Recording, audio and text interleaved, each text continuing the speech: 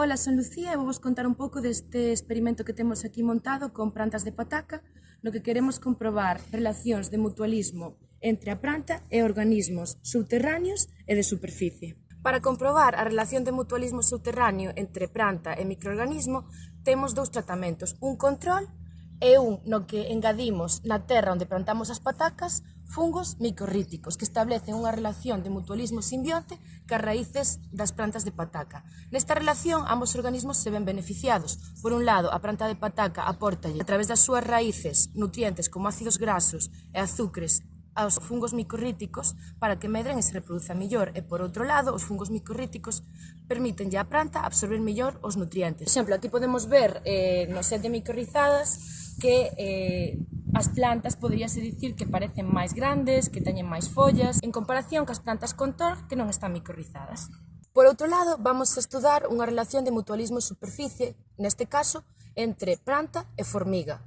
As formigas actúan como predadores de herbívoros da planta, por exemplo, coméndose escarabellos, larvas ou saltós, beneficiando a planta e incrementando a súa saúde e supervivencia. E, por outro lado, a planta, neste caso, apórtalle á formiga este alimento. Para isto temos dous tratamentos, un no que excluímos a presencia de formigas con estas cintas que teñen unha especie de pegamento que evita que as formigas pasen as follas das plantas, e outro tratamento no que non temos esta cinta. A nosa hipótese é que as plantas que non teñan a cinta presentarán un menor dano por herbívoros, xa que estarán mellor defendidas pola presenza de formigas. Tamén queremos estudar o mutualismo aditivo entre presenza de predadores e de micorrizas. O que pensamos é que as plantas micorrizadas que non teñen exclusión de formigas van a estar mellor defendidas e van, por tanto, a presentar un menor dano por herbivoría e maior supervivencia. Por que?